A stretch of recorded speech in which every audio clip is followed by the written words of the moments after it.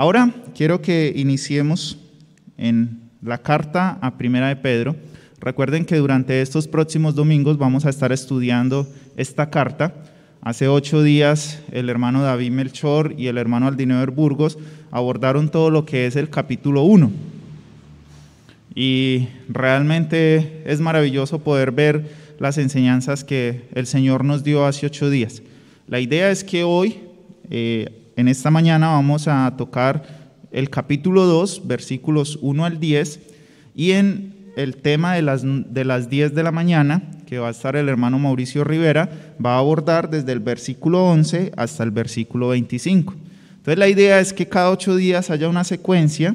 Por eso les invitamos, les motivamos a que se conecten a través de YouTube para el siguiente tema y no pierda el hilo, sino que cada vez siga profundizando más y incrementando eso que el Señor le quiere dar para su vida. Si no lo puede hacer hoy, el video está guardado en YouTube, lo busca en el transcurso de la semana, son 40 minutos más o menos, lo puede ver en un tiempo de descanso, en la noche, bueno, buscar el espacio para que usted pueda seguir creciendo en cuanto a lo que Pedro nos quiere mostrar por medio de esta carta. Señor, te damos gracias por esta mañana, te damos gracias por la oportunidad de reunirnos en tu nombre, Señor. Te damos gracias porque hace un rato celebrábamos la victoria a través de tu sangre. Celebrábamos que tu sangre es un precio inmenso por nosotros, Señor. Y no porque lo mereciésemos, no porque fuésemos dignos de ello, sino porque a ti simplemente te plació darnos tu gracia y tu misericordia. Porque tú simplemente deseaste para nosotros el bien a través de Cristo.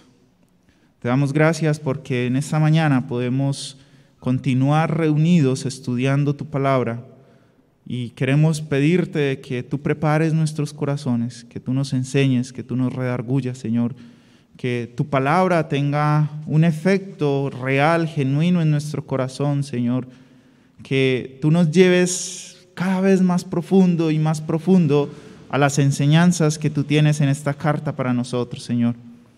Te damos muchas gracias por este espacio y queremos pedirte que el Espíritu Santo sea quien dirija estas palabras, que el Espíritu Santo sea quien hable a cada corazón, a cada necesidad, Señor. Tú conoces cómo está la condición de nuestro corazón en particular y necesitas y sabes qué necesita ese corazón en esta mañana. Por eso ayúdanos, te lo rogamos en Cristo Jesús. Amén. Hay una imagen que constantemente vemos en nuestra vida. En un tiempo hubo, de hecho aquí en las columnas, esa imagen, y creo que en el 99.9% de los espacios en los que estamos, tanto en nuestra ciudad como en nuestro país, tienen muchas de esas imágenes. Es un circulito rojo con una línea en la mitad. ¿Saben a qué se refiere ese círculo con esa línea en la mitad? ¿A qué, perdón? No entiendo. Prohibido, muy bien, muchas gracias. Y como les mencionaba, ahí aparecen prohibiciones de muchas cosas en esa imagen, ¿cierto? A veces estamos en espacios donde es prohibido usar el celular, hay otros espacios donde es prohibido hablar. Hay otros espacios donde quizás los padres le dicen a los niños está prohibido escuchar o está prohibido mirar eso, está prohibido girar a la izquierda, está prohibido ir en contravía, está prohibido. Y no sé si a usted en algún momento de su vida le han dicho, pero es que en esa iglesia le prohíben mucho. Pero es que de verdad que a donde usted va le dicen que eso no lo puede hacer. Y recuerdo cuando estaba en el colegio, estaba el momento a flor de piel del deseo de tener una novia y todos los compañeros tenían novia y lo que decían, pero es que a usted no lo dejan, ¿verdad? Usted no puede tener novia porque allá en la iglesia, ¿a qué edad es que pueden tener novia en la iglesia?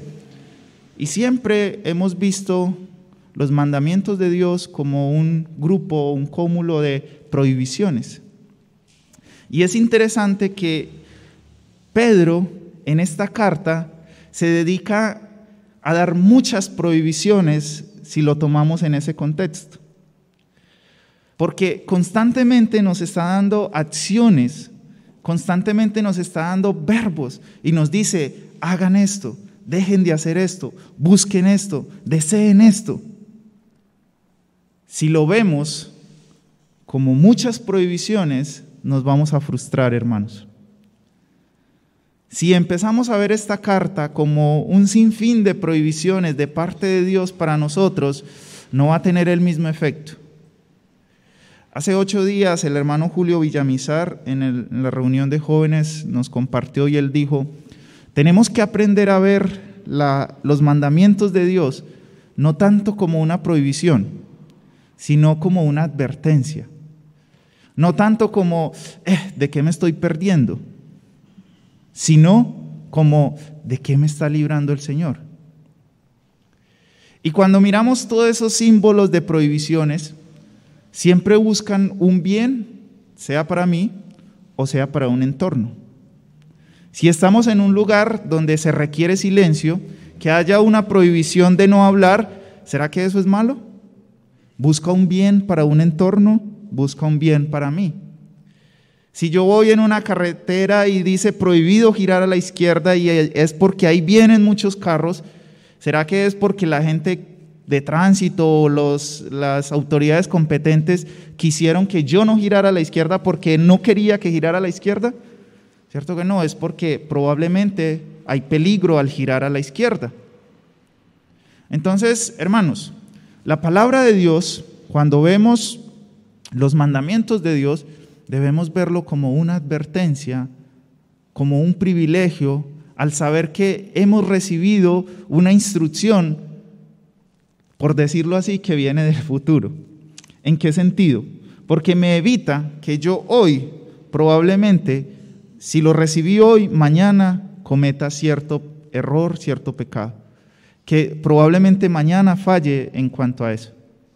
Entonces, hermanos, una vez más, miremos a Pedro no como una persona que quiere prohibirnos el disfrute, sino que veamos a Pedro y esta carta de Pedro como esas enseñanzas de parte de Dios que nos están librando de cosas realmente difíciles y peores en nuestra vida. Hace 8 días veíamos un poquito el contexto y en el versículo 1 del capítulo 1, permítanme regresar otro poquito al primer capítulo para poder identificar algunas cosas. Dice Pedro, apóstol de Jesucristo, a los expatriados. Luego dice en el versículo 2, a los elegidos. Luego en la segunda parte del versículo 2 dice, para ser rociados con la sangre de Cristo, podríamos decir a los rociados por la sangre de Cristo.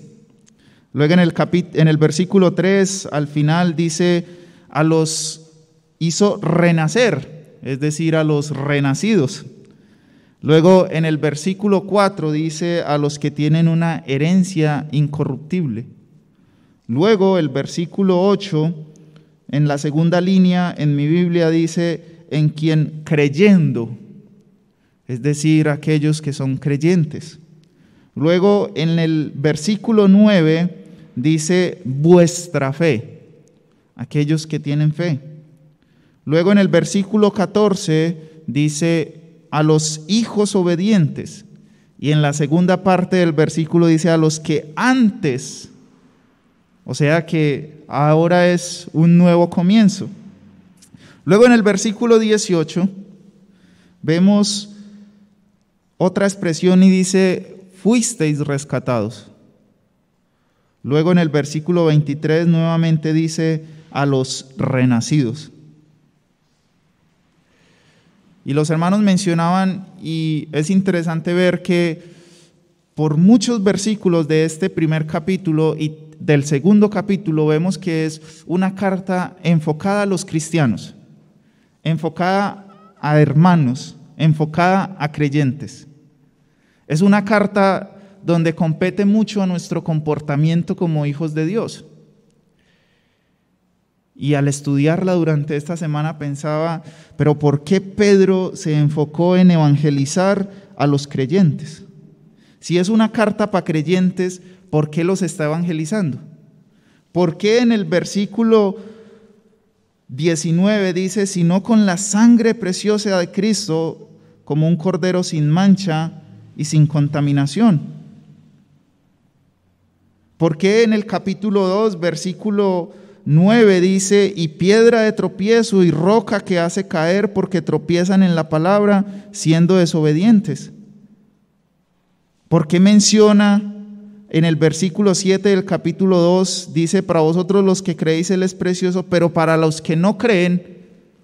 Y pensaba, si esto lo van a leer creyentes, si esto lo van a leer en una iglesia, porque Pedro enviaba la carta y la abrían en una iglesia.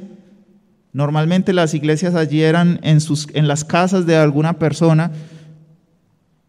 ¿Por qué les dice tanto de estas cosas también? Y pensaba un poquito también en el hecho de que hay un versículo para creyente, hay un versículo para inconverso, un versículo para creyente, un versículo para inconverso. Y aún hablando con Melissa y comentándole un poquito de esto, llegábamos a la conclusión, y es que no hay iglesia perfecta.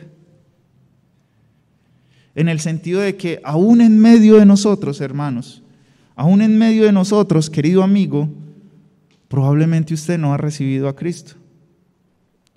Y es porque en toda nuestra vida necesitamos ser evangelizados. Porque hay aquellos que no han conocido a Cristo genuinamente y se han acostumbrado a una ritualidad, se han acostumbrado a un estilo de vida sano, pero no han tenido una transformación genuina. Y el capítulo 2, desde el versículo 1, 2 y 3, está mostrando eso. Porque empieza ya a dar esos mandamientos que quizás para usted, si no es un hijo de Dios, van a ser prohibiciones. Pero si usted realmente es un hijo de Dios que ha creído, esto va a ser un resultado de su nuevo nacimiento. Porque cuando usted cree en Cristo, dice, automáticamente hay en usted una nueva vida, un nuevo deseo, que obviamente, como dice Romanos 8, batalla contra mi carne. Romanos 8 dice, lo que no quiero hacer, eso hago. Hay una ley increíble en mí que cuando quiero hacer el bien, termino haciendo el mal. Sin embargo, hay un deseo en nosotros de querer luchar, de querer batallar. Porque Pedro dice, hermano, y noten que desde el versículo 14 en adelante hasta el versículo 25 del capítulo 1 está hablando a creyentes. En el versículo 14 dice, como hijos obedientes, y empieza a darle muchas instrucciones. Como hijos obedientes, hagan esto. Luego en el versículo 23, si usted ha sido renacido, entonces el resultado, ¿cuál es?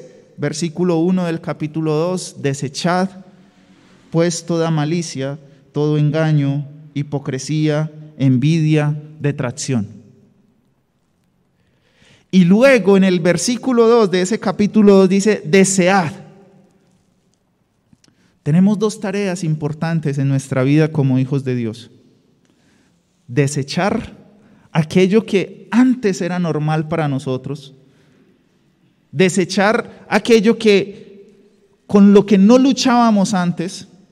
Y ahora desear la palabra de Dios. Son dos cosas como totalmente diferentes, ¿cierto? Pero cuando vemos la lógica, vemos que se complementan.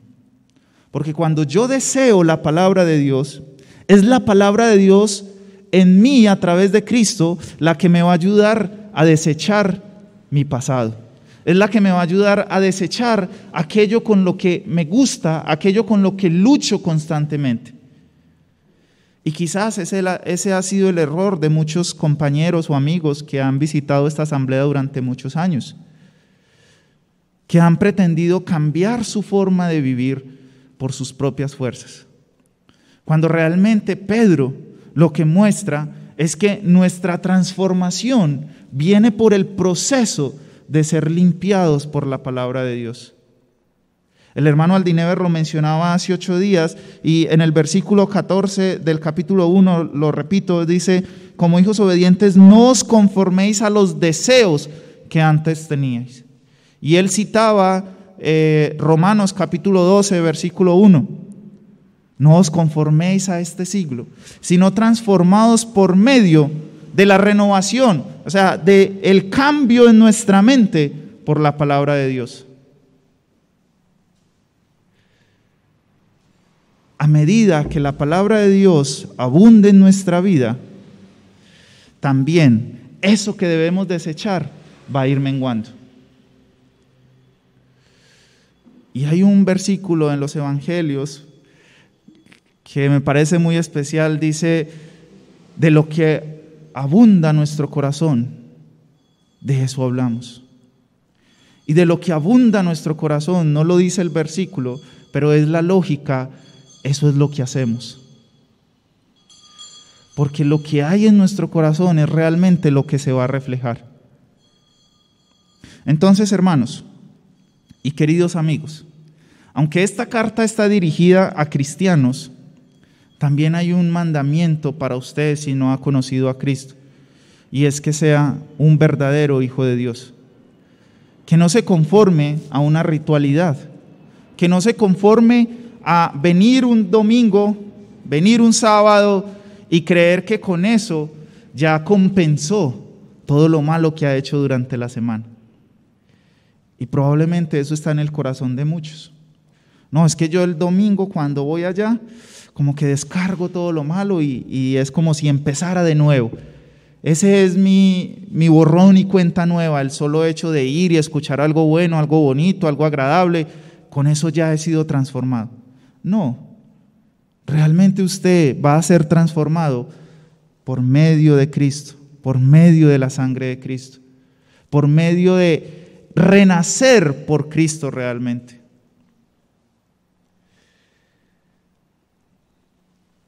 Algo que me pareció interesante y quisiera compartirlos con ustedes, y ahí sí como en el colegio, tome nota por favor.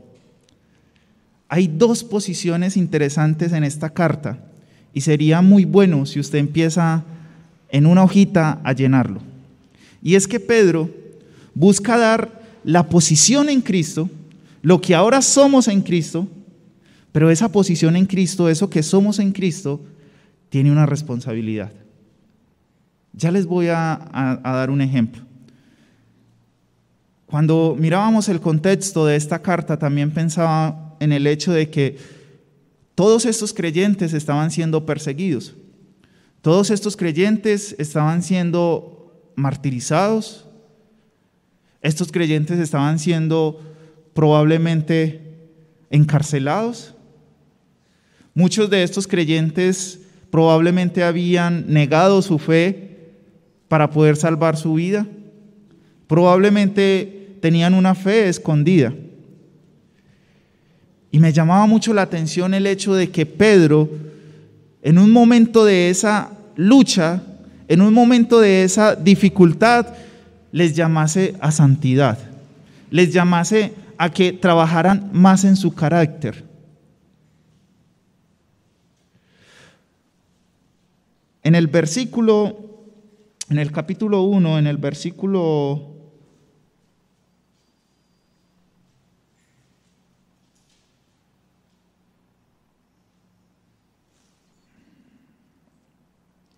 6 y 7, dice: en lo cual os alegráis, aunque ahora por un poco de tiempo, si es necesario, tengáis que ser afligidos en diversas pruebas, para que sometida a prueba vuestra fe, mucho más preciosa que el oro, el cual aunque perecedero se prueba con fuego, es hallada con alabanza, gloria y honra cuando sea manifestado Jesucristo.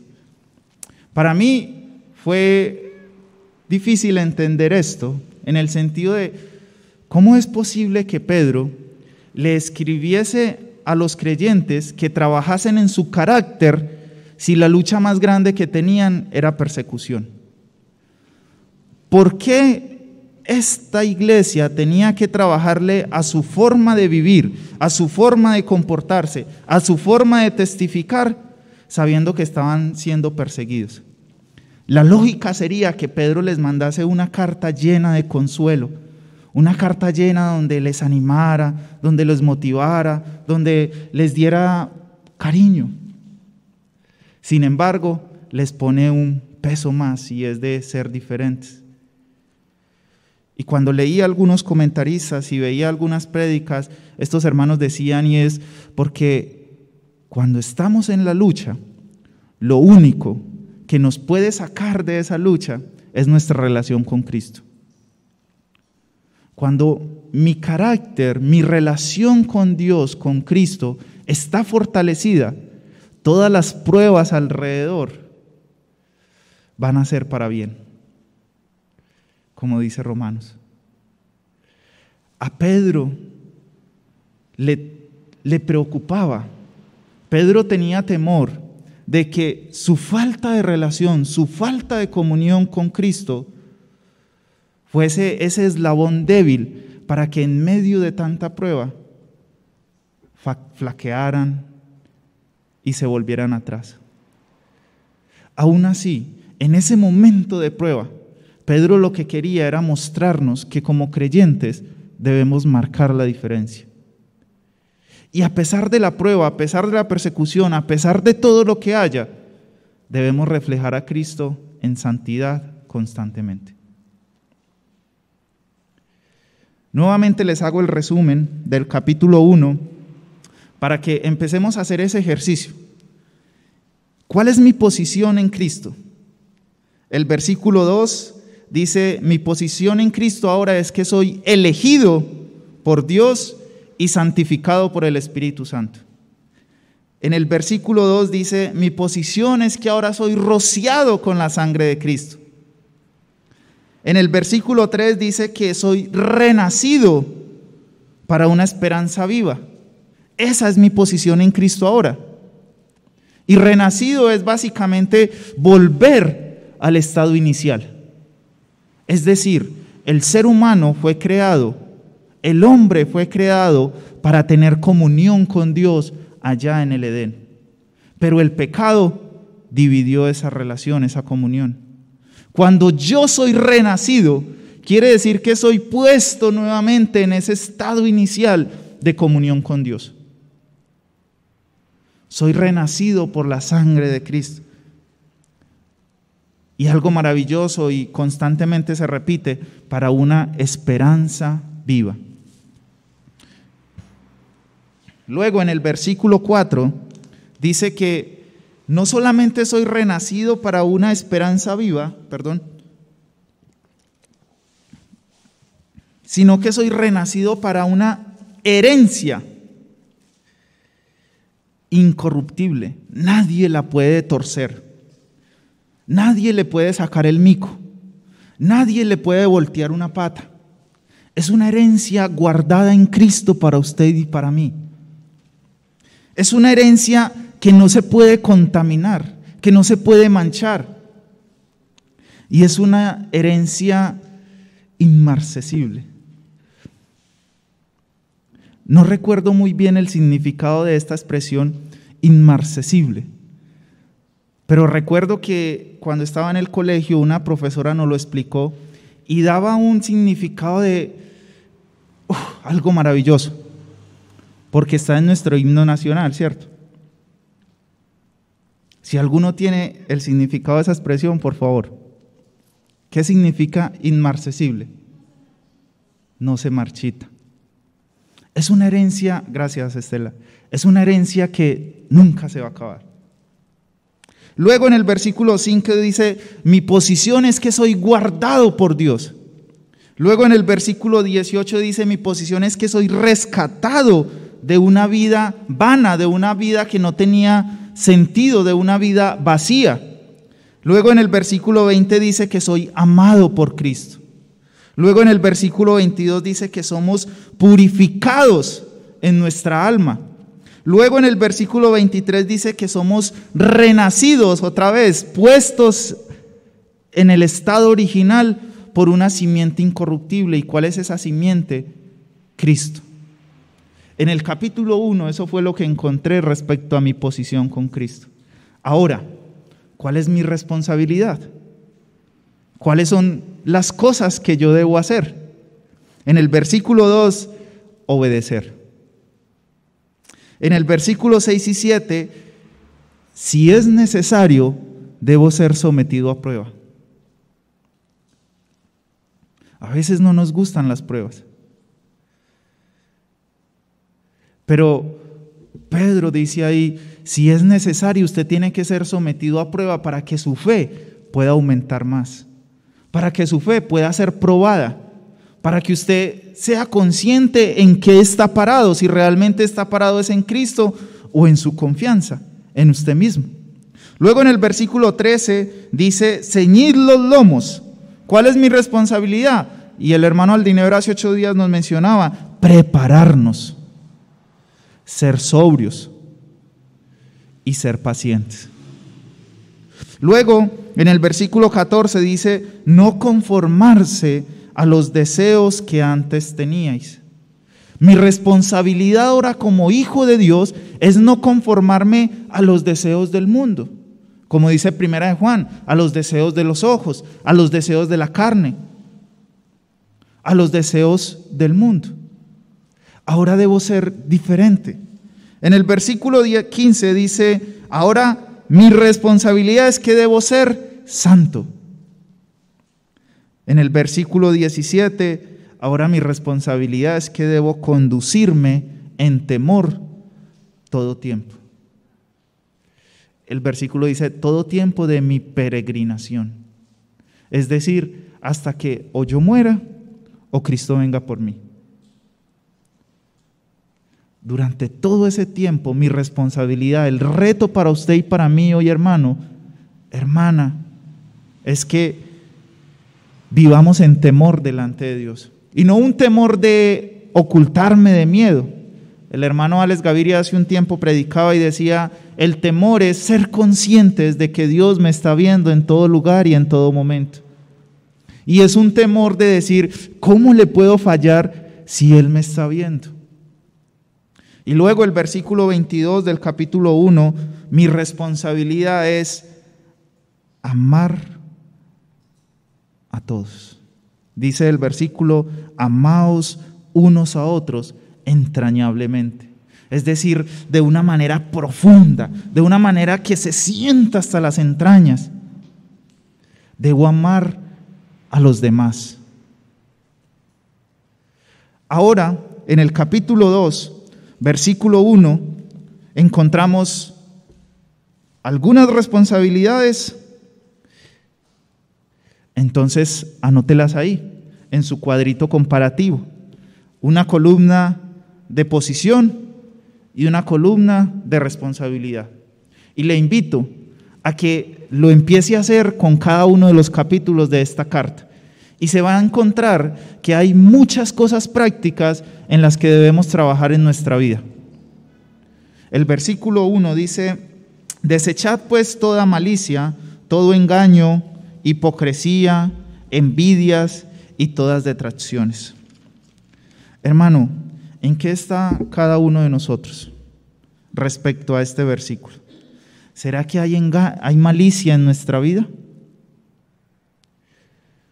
Una persona decía que el mejor significado para esta expresión malicia es enojo congelado. Que un significado de malicia quiere decir enojo congelado, un espíritu que no quiere perdonar. ¿Será que hay algo en nuestra vida, hermano, que no queremos dejar ir? Que probablemente es más duro ese daño, eso que nos hizo un familiar, eso que nos hizo un amigo, eso que nos hizo un desconocido. Y en nuestro corazón está tan frío, tan congelado, que no queremos libertarnos de eso. Ahora es mi responsabilidad libertarme de eso por medio de Cristo. Porque mire lo que dice el versículo, no una prohibición, es una advertencia para mi bien. deseche esa maldad que hay en su corazón, deseche ese enojo, ese odio que hay en nuestra vida hacia esa otra persona. Mi posición en Cristo ahora me lleva a una responsabilidad. Y en el versículo 2 dice: desead como niños recién nacidos la leche espiritual no adulterada, para que por ella crezcáis para salvación. Pero es imposible crecer si no dejo a un lado ese odio que hay en mi vida. Es imposible crecer si en mi vida no desecho el engaño, si en mi vida no desecho la hipocresía, si no desecho la envidia. Hermanos, eso nos va a evitar crecer en nuestra relación con Dios. Engaño. Interesante que dice: deseche todo engaño. Y otro significado que encontré para esta expresión es usar ingenio o astucia para vengarse o sacar beneficio. Eso es engañar a otros. Utilizar mi astucia para vengarme o beneficiarme de la posición de otra persona. También dice hipocresía. Creo que eso es muy claro para nosotros. Y el Señor Jesús fue de las cosas que más le cuestionó a los fariseos y los saduceos, porque por fuera aparentaban una vida muy buena, pero realmente su corazón estaba totalmente apartado de Dios. Aún el pueblo de Israel. El Señor Jesucristo le dijo: este pueblo de labios me honra, de labios hacia afuera me honra, pero su corazón está totalmente apartado. Luego dice detracciones. La Nueva Traducción Viviente, este versículo lo muestra como comentarios hirientes. Una detracción es un comentario hiriente. Luego el versículo 2 dice: desead como niños recién nacidos. Muchos aquí han tenido esa experiencia, ese privilegio de parte de Dios de ser padres, ¿cierto? Y a veces cuando el niño está recién nacido es un poco difícil, es un poco cansón, pero algo que lo calma demasiado es la leche, el biberón o el seno. Pero es interesante que antes de que sea recibido eso que para él es maravilloso, llora, se mueve, patalea. Y a veces cuando le dan el tetero no es capaz ni de cogerlo, pero hay una ansiedad por querer tener eso. Y ese es el llamado de Pedro para nosotros respecto a la palabra de Dios. Que la deseemos, que estemos ansiosos, que estemos deseosos de querer cogerla, de querer agarrarla, de querer crecer en ella. Ese es el llamado con la palabra de Dios. No es simplemente traerla el domingo y leerla de vez en cuando, que es una lucha para todos, hermanos. Y como les mencionaba, es una lucha para mí también. Y si usted es una persona que todos los días está leyendo la palabra de Dios, lo felicito, hermano. Y ayúdenos a los otros a fortalecernos en esa área también. Porque debemos trabajar como equipo, como hermanos. Si usted está leyendo su palabra y la palabra y su esposa no, ayude a su esposa a leer la palabra, a que le coja ese mismo deseo, ayude a sus hijos, ayude a sus nietos, ayude a sus hermanos en la carne. Dice no adulterada, quiere decir en su totalidad, no algunos versículos, no solo los que me convienen. No voy a desear los que me gustan, no voy a desear solamente los que se acomodan a mi forma de vivir. Aún aquellas cosas que no me gustan, esas también las tengo que desear, esas también las tengo que adoptar a mi vida. Y hermanos, a veces no es fácil, a veces no es fácil dejar a un lado nuestro pecado, pero ese es el reto que tenemos. Cristo nos ha dado una posición. Ahora mi responsabilidad es vivir de tal forma que honre a aquel que me ha dado esa posición. Versículo 3. Si es que habéis gustado la benignidad del Señor. Mire, Pedro dice, es normal el versículo 1 y el versículo 2, siempre y cuando usted haya visto la gloria de Dios, haya visto la benignidad, es decir, haya disfrutado de un nuevo nacimiento. De lo contrario, toda nuestra vida vamos a pasarla luchando con querer hacer el bien, pero va a poder más nuestra maldad, porque no ha habido un nacimiento genuino en nuestra vida. Y probablemente, querido amigo, otra vez, puede que usted haya pasado 10, 15, 20, aún un año en esta asamblea y no ha sido capaz de avanzar en su vida espiritual. Es porque realmente o probablemente no ha iniciado una vida espiritual con Cristo. Necesita despertar y tomar esa decisión de sí, quiero seguir a Cristo. De que usted realmente confiese sus pecados delante del Señor, que pueda disfrutar de la benignidad de Dios, de lo bueno de Dios para su vida. Luego el versículo 4 tenemos otra responsabilidad. Acercaos a Él, es decir, a Cristo, que es piedra viva, desechada ciertamente por los hombres, mas para Dios escogida y preciosa. Mi responsabilidad ahora es acercarme a Cristo. ¿Y cómo lo puedo hacer? Por medio de su palabra, por medio de la oración, por medio del servicio. Hermano, ¿cuántos años lleva usted en esta asamblea y todavía no está sirviendo? ¿Cuántos meses lleva de haberse bautizado, de haber nacido de nuevo y no está sirviendo? No está trabajando para el Señor. Ahora su responsabilidad es servir. Porque mire lo que dice el versículo 5. Vosotros también, como piedras vivas, sed edificados como casa espiritual. Cristo lo que está haciendo con nosotros en esta tierra es fortalecer, es crear su iglesia, es construir su lugar de habitar, de habitación. En el Antiguo Testamento le pidió al pueblo de Israel que hiciera un tabernáculo y que lo pusiera en la mitad de la tribu para que él habitara en ese tabernáculo en medio de su pueblo. Luego, cuando se asentaron en Canaán, les dijo, construyan un templo para mí, para que yo habite en ese templo y esté en medio de ustedes. Y ahora nos dice a nosotros, ya no Israel, nos dice a nosotros, cada uno de ustedes es una piecita en esa construcción grandísima que yo quiero hacer, que es la iglesia. Pero para que usted pueda hacer una pieza de ese gran templo, tiene que ser una piedra viva.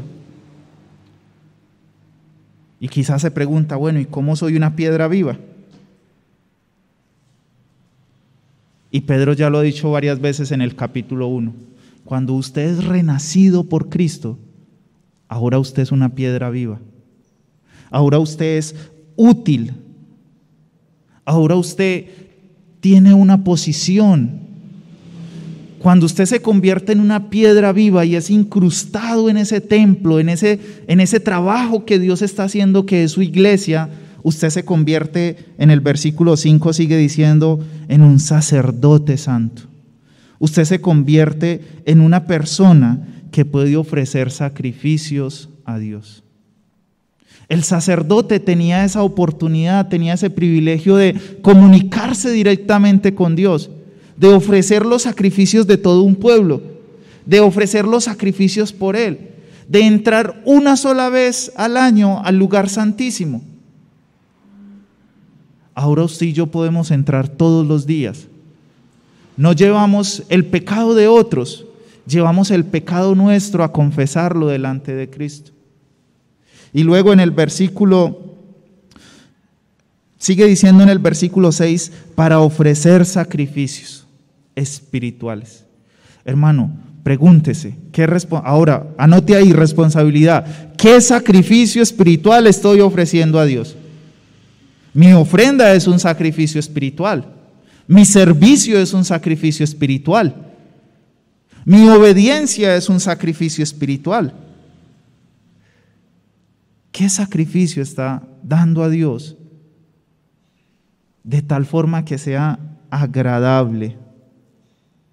Un sacrificio, me gusta mucho la expresión en Levítico, que cada vez que presentaban una ofrenda o un sacrificio, dice, y era de olor grato para Jehová.